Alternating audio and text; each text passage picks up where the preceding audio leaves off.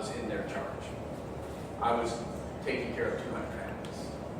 And that's a huge burden. From the employee standpoint, 200 engineers, how do they impress me?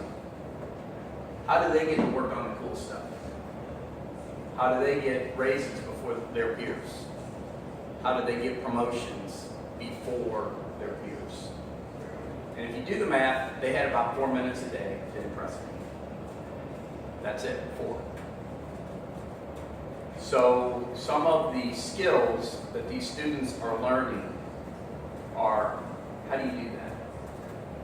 What are the skills to stand out? What are the life skills that you can learn? And it's not hard.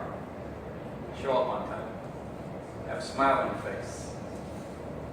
Have the right attitude. It doesn't take anything, that's a choice. It doesn't take brain power. My son taught me that. My son was nonverbal, in a wheelchair. He woke up every day with a smile on his face. Now this is a kid that went through 6 hours of therapy a day. And he did it with dogged determination and a smile. So if my son could do that, these students can learn to do that. And so to a very large extent, we're teaching these students, they're learning how to be a little taller, a little straighter than everybody else inside their peer group, so that they will get the raises sooner, they'll get the promotions sooner, and they'll get to work on the really cool stuff. Okay? Because in life, isn't that what it's about? So, John, you want to add anything on that aspect? What I might talk about a little bit is that we're really working with the leaders today who will be leaders tomorrow. I mean, most of these students are leaders in their class. And they're going to be leaders in business one way or another in the coming years. Some of them will work for large corporations, some will work for small ones, some will eventually be major leaders in those corporations, or they will start their own company very soon.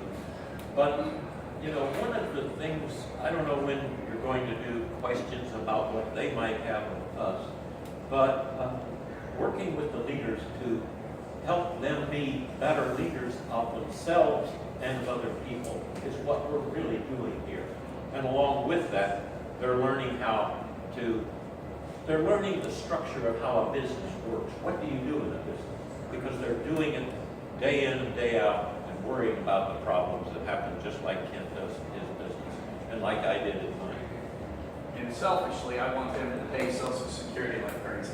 So, okay, John, could you explain a little bit about the workshop you're doing with the students? Because when people walked in on parent-teacher conferences, we had the books, Getting Things Done, and so 4 people that actually work at Boeing said, oh my gosh, this was the book that was just assigned to us to read on our team.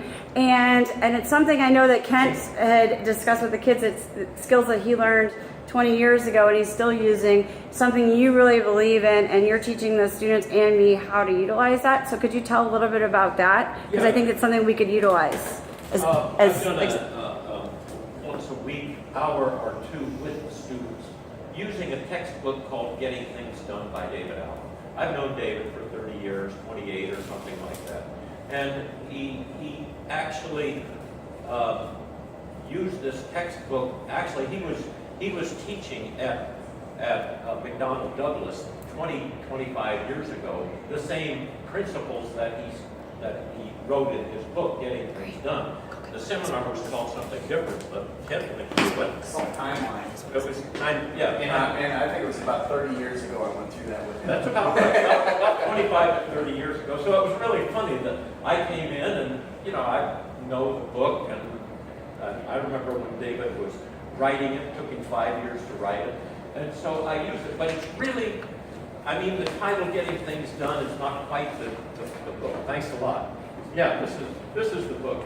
And in the book, if you read in the introduction, It's really about how to organize your life, how to be organized, how to set goals, how to set what your purpose is, do all of those things that we all really need to sit down and do, and we do one way or another. So that's really what it is presenting this, and then we just talk about the different aspects of the book, because the book is a smorgasbord of a lot of ideas about how to be organized. Everything from the simplest is, when I want to be sure and take something with me tomorrow morning, I set it in front of the door so that I take it with me in the morning. That's a simple method to remember how to take something with me. But this is just a book filled with a lot of ideas on how to be organized.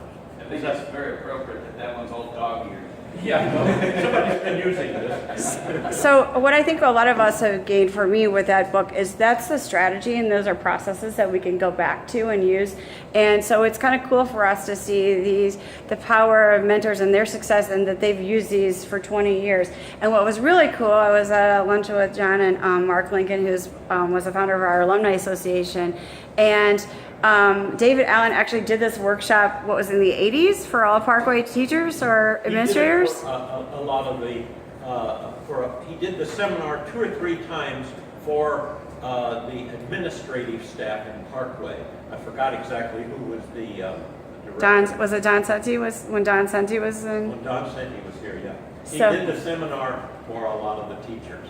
And Yeah. it's the same seminar that this book talks about. It's really interesting. So if you're going to take away, get the book today. We got it on Amazon.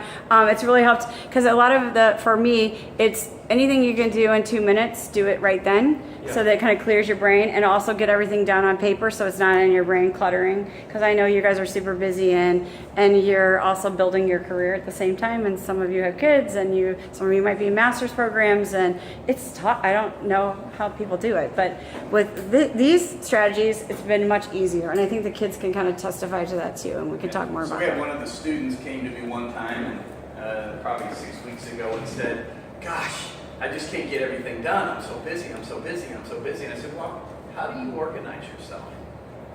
And she goes, "What do you mean?"